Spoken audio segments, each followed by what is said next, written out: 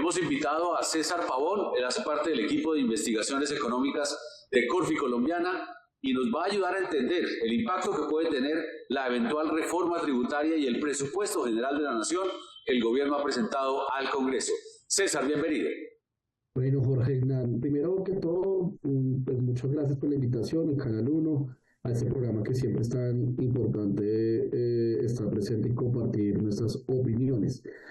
Pues yo creo que antes de entrar a discusión detallada de la reforma tributaria, la pregunta que nos hemos venido haciendo desde Corfi Colombiana es ¿cómo hablamos de una reforma de ingresos, una ley de financiamiento de unos 26 billones, la máxima en la historia reciente, cuando vemos un presupuesto que no tiene un principio de austeridad? El gobierno nacional presentó un presupuesto para el año 2026 de 557 billones de pesos. Es el presupuesto más alto de la historia reciente, es un incremento del 9% frente al presupuesto del 2025 si se excluye dentro del presupuesto la ley de financiamiento que tampoco se aprobó en ese año. Y por lo tanto, digo que es difícil hablar de una reforma tributaria si no hay un plan de austeridad. Y es como, yo hago la analogía, es como si el gobierno, en vez de decidir pagar su tarjeta de crédito, decidiera ampliar el cupo, pero cobrar esa factura de ampliación de cupo a todos los colombianos y en particular al sector privado que ya podemos entrar. Entonces yo creo que es muy difícil de hablar de una reforma tributaria si no vemos en principio, o lo que uno debería estar viendo primero discutiendo, es un plan de austeridad por parte del gobierno nacional para que esto tenga algo de sentido. César, de los 557 billones de presupuesto, ¿ustedes estiman que cuánto porcentaje corresponde a obligaciones, deudas que tiene el Estado colombiano? Bueno, Jorge Hernández, ese es un buen punto. De hecho, pues el gobierno ha, digamos, justificado la ausencia de un plan de austeridad por la rigidez del presupuesto general de la nación. Ellos advierten que cerca de un 90% de este presupuesto se podría considerar rígido, es decir, que bien sea por leyes o por otros ordenamientos, digamos que se obliga a incrementar el presupuesto. Nosotros hicimos un ejercicio. 8 entidades del presupuesto general de la Nación representan el 80% del presupuesto en funcionamiento. Ahí está Ministerio de Salud, Ministerio de Hacienda, Ministerio de Trabajo, Ministerio de Educación. Cuando nosotros vemos en el presupuesto de funcionamiento, es decir, de nómina, de funcionamiento de estas entidades, todas, sin excepción alguna, crecen en por lo menos un 8% en su presupuesto de funcionamiento. Incluso hay algunas que crecen un 15%. Yo creo que una medida básica de austeridad es poner estas 8 o 10 entidades que más peso tienen dentro del presupuesto de funcionamiento a crecerlos en máximo un 8 o un 10%. Con eso ya podríamos lograr un gran ajuste del presupuesto.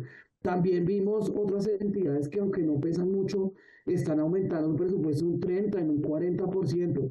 Creo que es una simple lógica poner que todas estas entidades, bien sea por su peso o porque están incrementando mucho su variación, tengan como una regla estándar, fácil de comunicar y que al final se rijan bajo un principio de austeridad, que yo creo que es lo que más necesita el país en esta coyuntura. Esta semana se dio a conocer por parte de los países miembros de la OPEP que habrá una modificación a los inventarios de producción y necesariamente eso va a bajar el precio del petróleo. Ahí mismo se imagina uno que las finanzas de Ecopetrol se van a ver golpeadas en el mediano y largo plazo. Eso también afecta al presupuesto del año entrante, ¿no?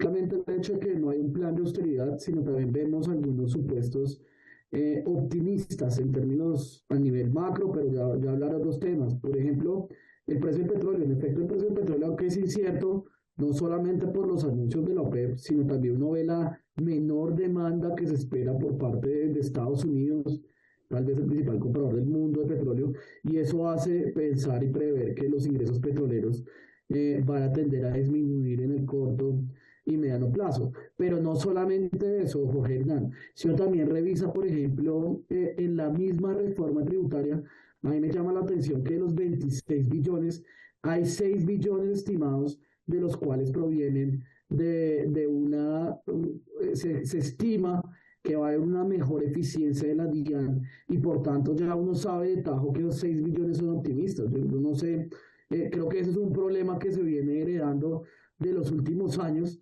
y es que siempre estima que la DIAN va a ser mucho más eficiente, va a ampliar su capacidad para poder mejorar los recaudos, pero eso de por sí genera unos problemas no solamente a nivel agregado, sino analizando ya el detalle de la reforma tributaria, que de esos 26 billones, 6 provengan de una mejor gestión de la DIAN, suena muy optimista y por supuesto suena que son ingresos que naturalmente no se van a recibir y por lo tanto vamos a tener mayor déficit del gobierno nacional central si no se hacen los ajustes necesarios.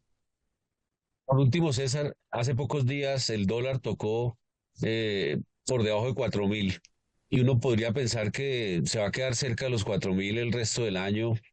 Pero, ¿qué tan flexible es el presupuesto si, por ejemplo, hay una devaluación que podría ser el año entrante cuando hay elecciones y este tipo de noticias que pueden generar volatilidad?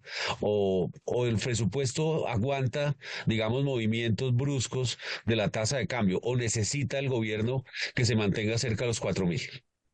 Bueno, primero el tipo de cambio, esa es la gran pregunta. Hoy en día vemos, si bien los vientos internos llevan más a una depreciación en la medida que se ha alargado o se ha aumentado, profundizado la incertidumbre en los temas fiscales y en otros frentes importantes de la economía local, los vientos globales nos han favorecido, en particular el dólar se ha depreciado. El primer semestre de este año el dólar se depreció en un 10%, lo cual fue la depreciación más grande o más alta del dólar desde el año 1973. Atención a la cifra, desde el año 1973 no se veía una depresión tan pronunciada del dólar en un primer semestre del año.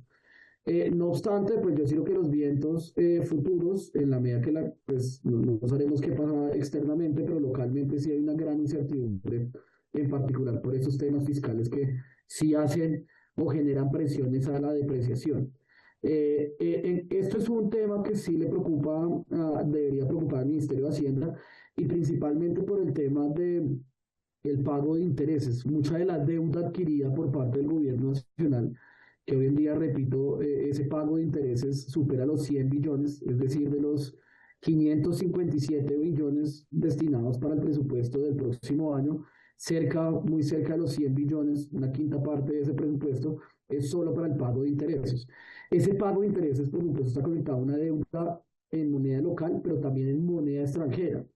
Si uno esa deuda se aumenta el tipo de cambio, naturalmente va a aumentar la presión que va a existir en el pago de esos intereses y en la deuda que ya adquirió y que va a adquirir probablemente el gobierno nacional el próximo año. Entonces, por supuesto que hay un canal directo en particular en ese pago de intereses y también hay que analizar lo que una depreciación del tipo de cambio puede generar también a la economía nacional, que al final son los que generan ingresos. Si hay una depreciación muy fuerte en la economía local, pues podríamos ver unas exportaciones, puede que estén aumentando, que esa elasticidad, digamos que no se ha visto sustancialmente pronunciada en los meses anteriores, pero muy importante, va a afectar el canal de las importaciones. Hoy en día las importaciones están aumentando en cerca de un 9 o un 10% frente al año anterior. En la medida que el tipo de cambio siga aumentando, las importaciones, no solamente de consumo, sino de bienes intermedios, de maquinaria y equipo, va a afectar seguramente la economía nacional y con ello se puede ver afectado también el recaudo. Entonces, por supuesto que es una variable que hay que hacerle mucho monitoreo, aunque hay mucha incertidumbre no solamente a nivel local, sino también a nivel global.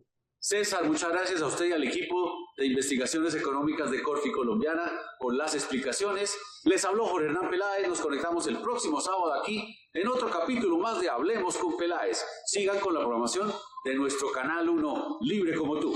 ¡Feliz fin de semana para todos!